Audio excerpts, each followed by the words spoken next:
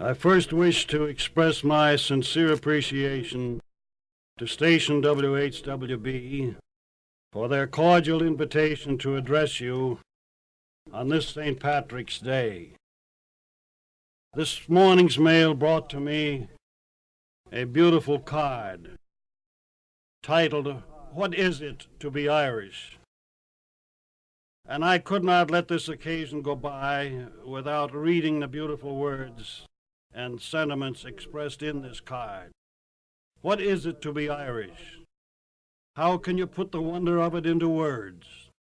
If a psychiatrist stretched himself out on his own warm couch after his last customer had gone home, and he dreamed of the man he himself would most like to be, well, he might be perfect, but he'd still be only half an Irishman on St. Patrick's Day. What is it to be Irish? It is to have an angel in your mouth, turning your prose to poetry. It is to have the gift of tongues, to know the language of all living things. Does an Irishman pause and turn an ear to a tree? It is because on this day he wants to hear what one sleepy bud says to another as it opens its pale green hands to the warm sun of spring.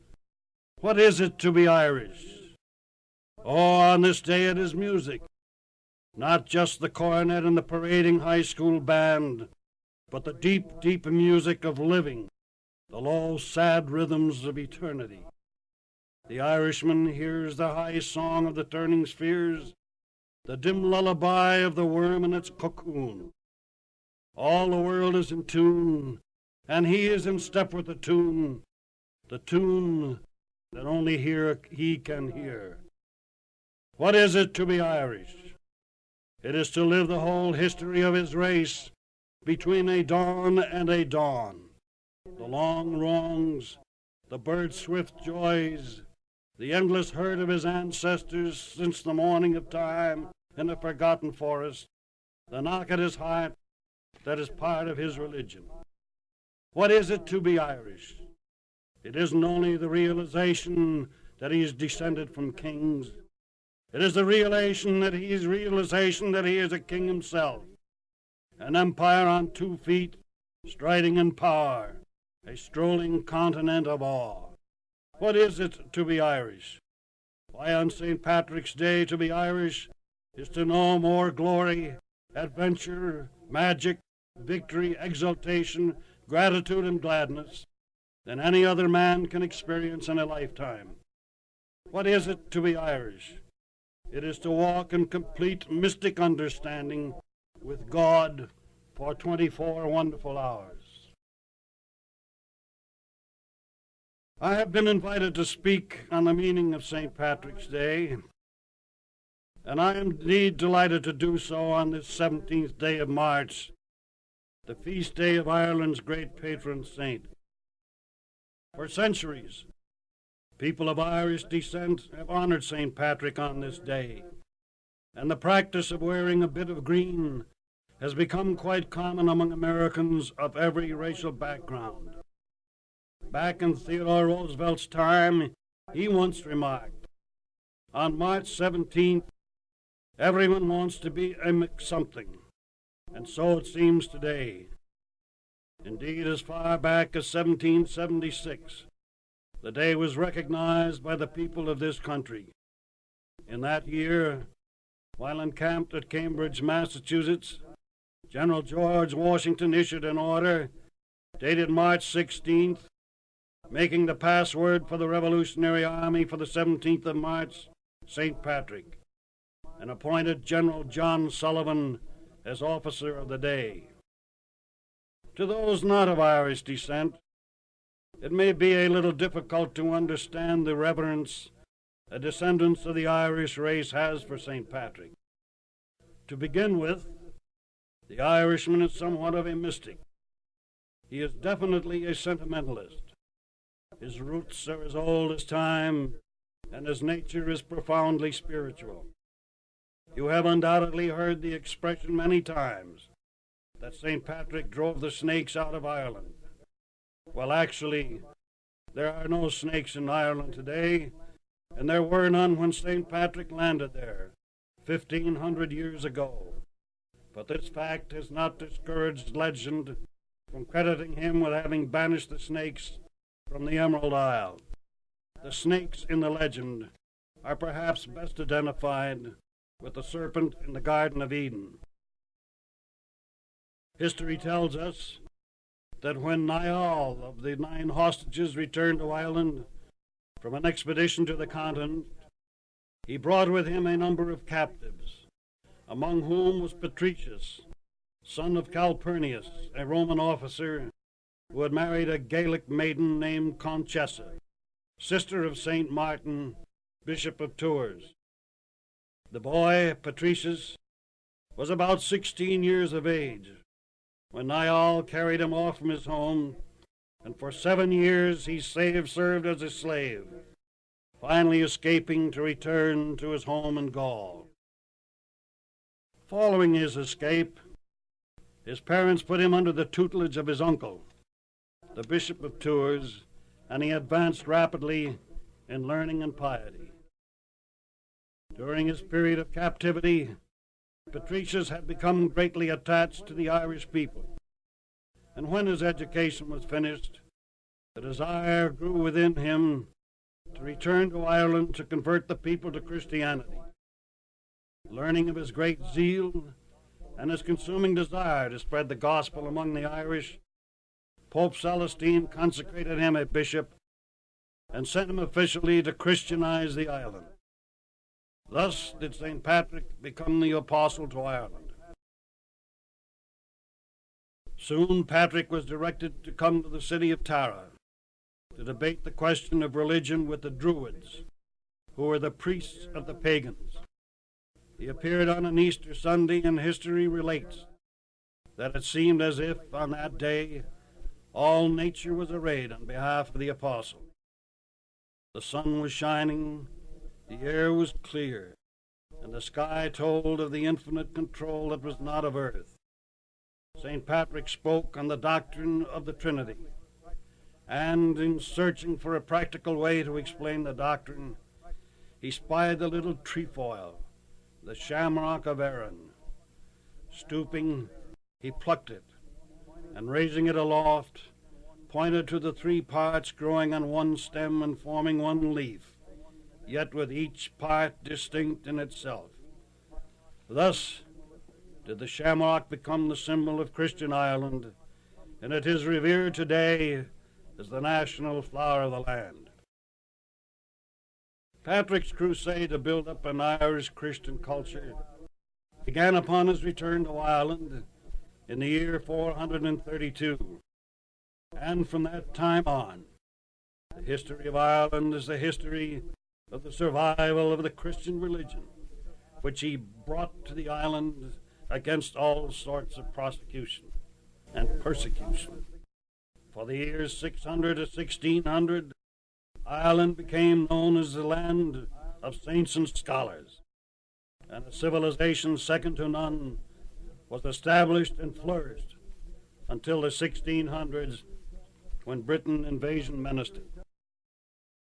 History tells us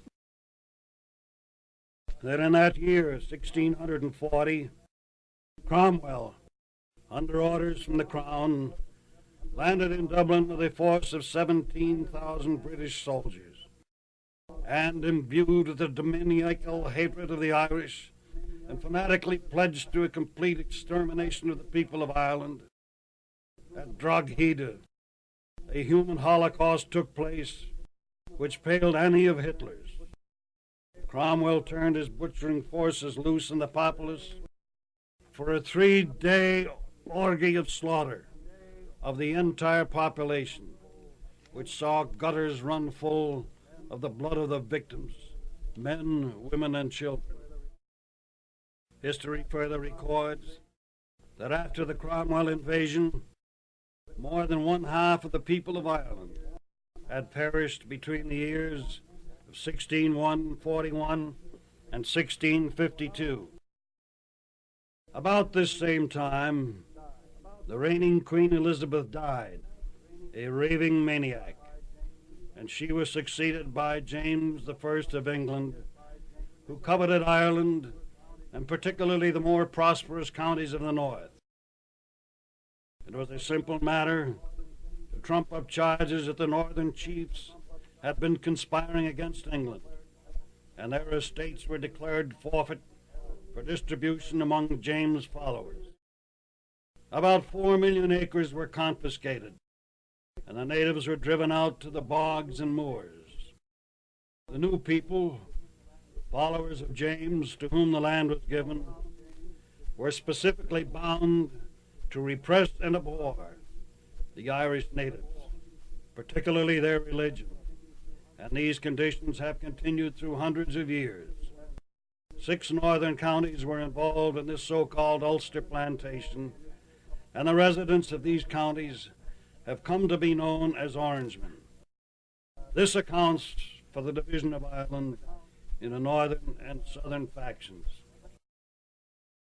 As a consequence of the repeated efforts to confiscate their lands, deprive them of religious freedom, and even to physically eliminate them, the people of Ireland in the early 18th century started an exodus to other countries, particularly to America.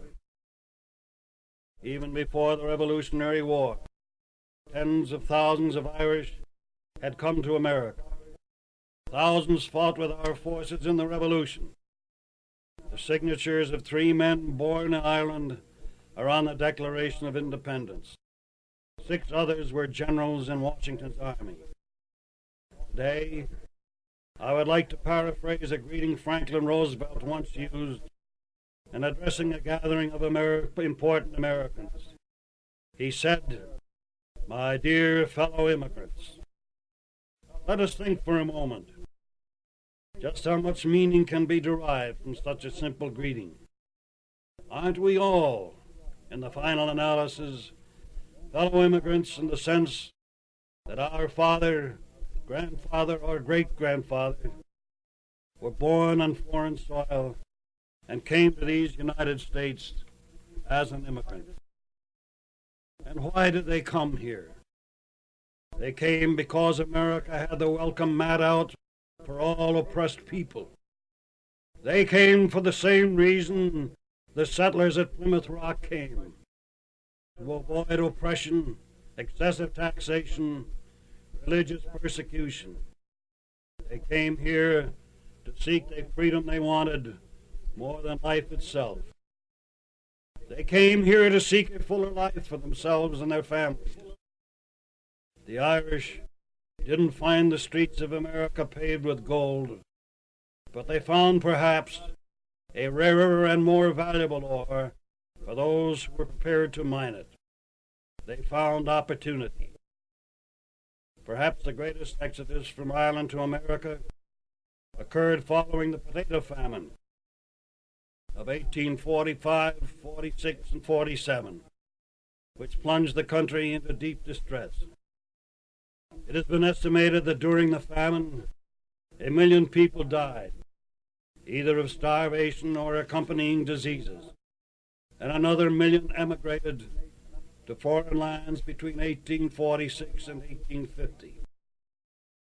The hundreds of thousands of Irish who came to America's shores remained constantly mindful of those they left behind in abject poverty, and it wasn't long before many thousands of dollars were being sent back to the old sod.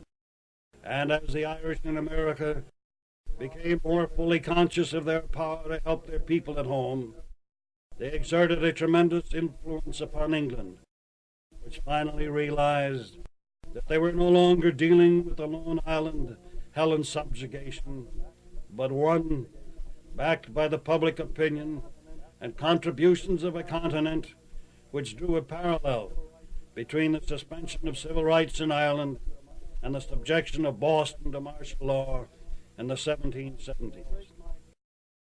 The great migration from Ireland is over now, and the Irish Americans are no longer a distinct class in the American population.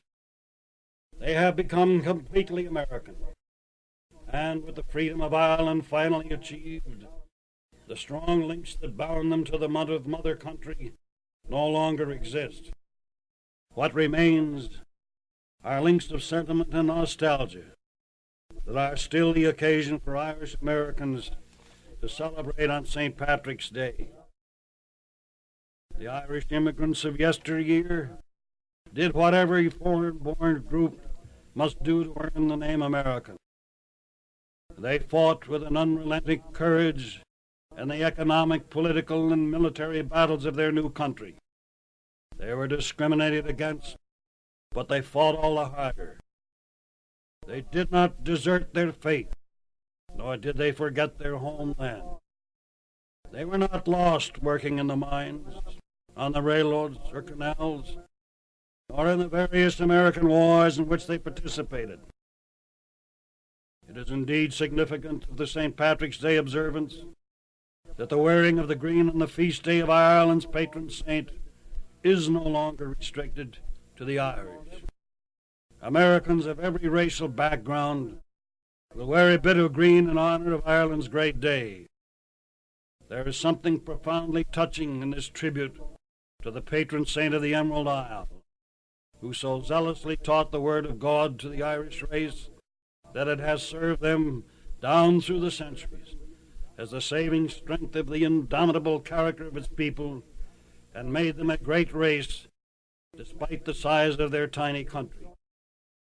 The historian Plowden has this to say about the land of the Shamrock.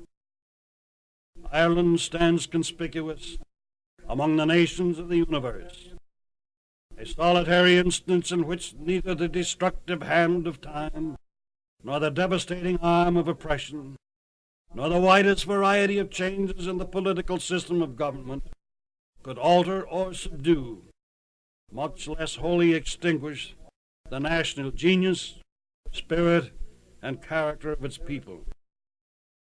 The spirit of the Irishman is evidenced and proclaimed in his celebration of this great holy day. He has an ever-present, effusive spirit of inner happiness, so well described by that eminent Irish-American churchman, Richard Cardinal Cushing of Boston, in his lilting poem, Ode to an Irishman, from which I quote in part. There's nothing like an Irishman to chase your cares away. There's nothing like an Irish laugh to brighten up the day. No matter how dark the skies grow, how great or small the pain, it only takes an Irishman to make things right as rain.